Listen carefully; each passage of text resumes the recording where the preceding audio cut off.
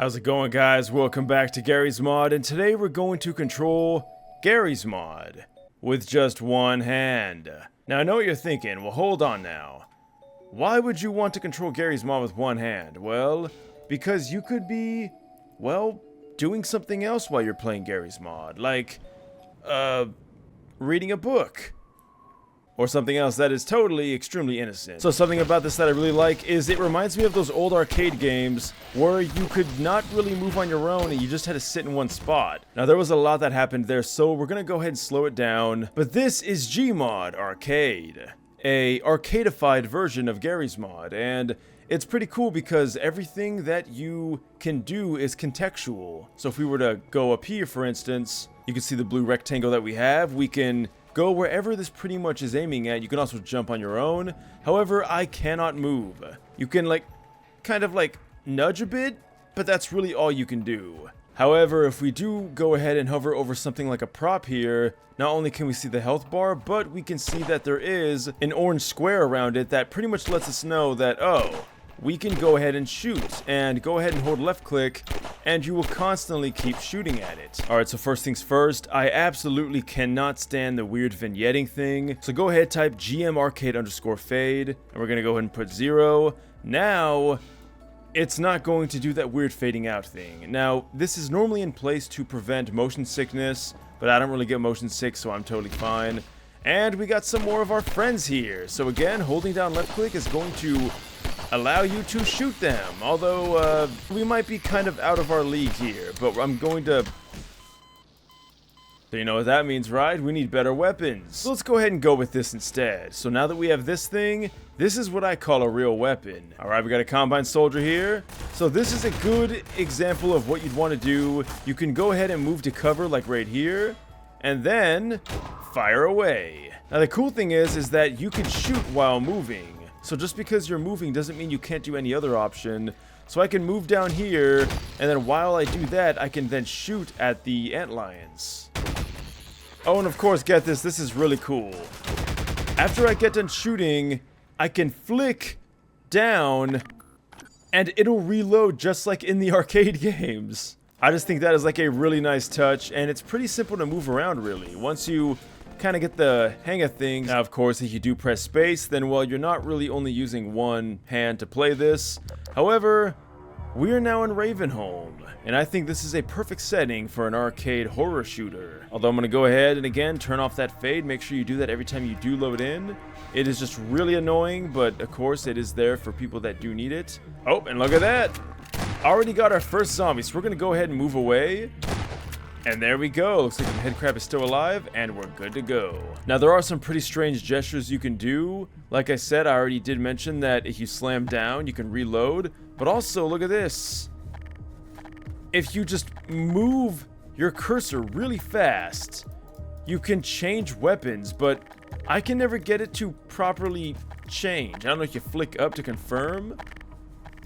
It really is kind of strange. So, if you want to switch weapons, your best bet is to just spawn it in and you'll get it. Alright, now that we have this, we can see there's a lot of cool things we can mess around with. But in my opinion, something that's pretty cool is you can use the gravity gun.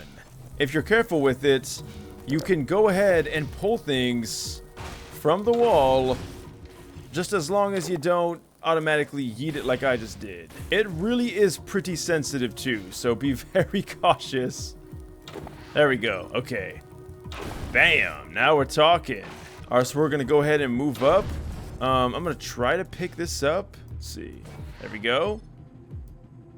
Now, sadly, I don't think you can move when you got one of these in your... oh. Okay, I'll take it. Uh-oh. Uh-oh. Oh, no. Okay. Oh. Yep. That's how we're gonna do this. Alright, on second thought, I think I'm going to go ahead and keep the shotgun. Now, guys, this is also really, really cool.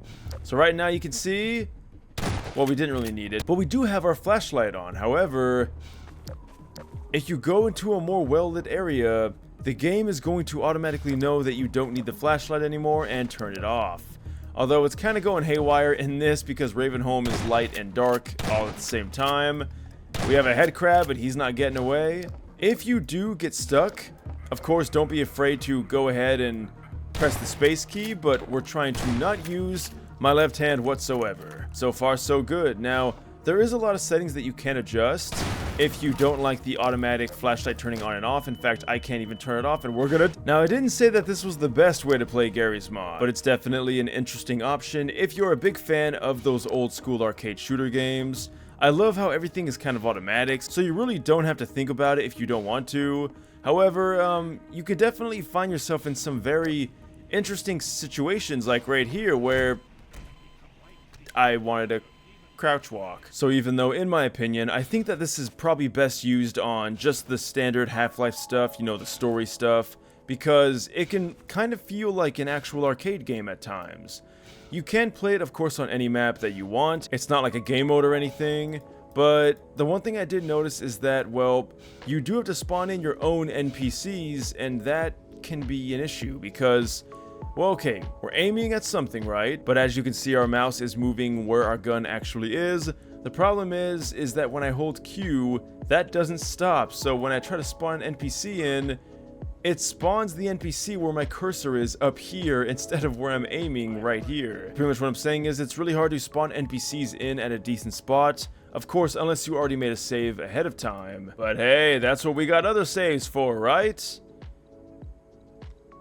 Oh. So this is the Night of the Living Dead. Oh, that's graphic. Alright, I went ahead and spawned a Combine Soldier down yonder. Let's see if we can approach him without absolutely dying. There he is. We can go ahead and kill him, and we can move on up, take his stuff. Alright, so this stuff's all cool, but what about ladders? Well, get this. It should automatically know that it's a ladder, and it should let us climb it. Oh, there it is, just like that. And then we can go ahead and just break this by shooting it. Now that it's broken enough, it should let us walk through. Yep, just walk right through glass.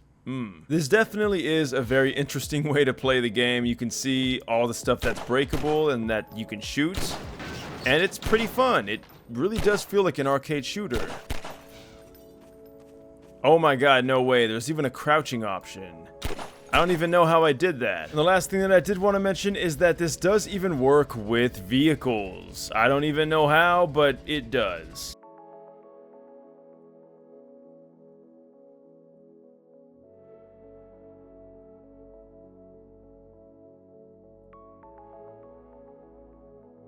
So it's interesting because you don't drive it like a normal vehicle. You can't just move forward, and if you try to get out, well, it'll just kick you out of the vehicle. I don't even know how I even get in. Alright guys, so this is the thing I think is so cool about this. You see these arrows? This tells you where you go.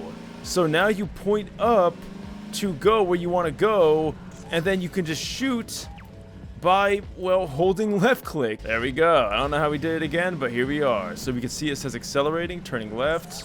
We got a bunch of roller mines, a lot of cars in the way, and we are just cranking it up to 11. So I am not using my left hand right now. This is all just using my mouse, and that I think is so cool. So not only is this going to be a cool way to, well, experience the game for people that love arcade games, but it's going to be really good for some people that can only use one arm. And like I said, if you really just kind of get the hang of it, it's not that bad. Now, opening doors, that can be a whole nother thing. Oh, there we go, we did it. Oh, and we got some enemies here, so let's go ahead and just, die. And that's pretty much it. So guys, let me know what you think down below. Do you think this is definitely an interesting way to play the game? Would you ever attempt this? And have you ever played an arcade game that was in any way like this? I'd love to hear about your thoughts down below. Links are in the description. I'll see you guys in the next video. And until next time, guys, thanks for watching, and farewell.